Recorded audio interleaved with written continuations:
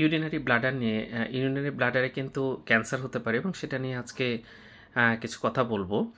সেটা হচ্ছে ইউরিনারি ব্লাডারে প্রস্রাব জমা থাকে এবং ইউরেথ্রা দিয়ে প্রস্রাবটা আমাদের শরীর থেকে বের হয়ে যায়। তো যাই হোক, বিভিন্ন রকম ইনফেকশান, বিশেষ করে সিস্টোসোমিয়াসিস বলে একটা ইনফেকশান হয়।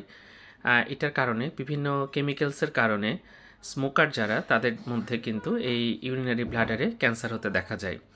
আরও বিভিন্ন কারণ আছে। বারবার যদি ক্রনিক ইনফেকশান থাকে সেখান থেকেও কিন্তু এরকম ক্যান্সার হতে পারে। যাই হোক, আমাদের পেইনলেস হেমাচুরিয়া হয়, অর্থাৎ প্রস্রাবের সাথে রক্ত যায় কিন্তু কোনো ব্যথা থাকে না।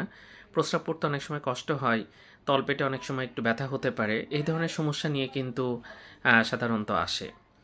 তো আমরা যদি একটা আল্ট্রাসাউন্ড করি অথবা আমরা ইউরিনারি করি, তাহলে কিন্তু সেখানে হেমাচুরিয়া হচ্ছে কিনা বুঝতে পারবো। এছাড়া যদি আল্ট্রাসাউন্ড করা হয় তাহলে কিন্তু ধরা পড়ে। এছাড়া আইভিইউ এবং অনেক সময় সিস্টোস্কোপি করা হয় এবং বায়োপসি করা হয়।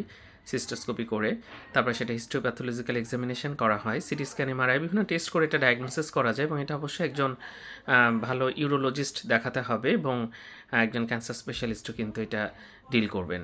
ধন্যবাদ সবাইকে।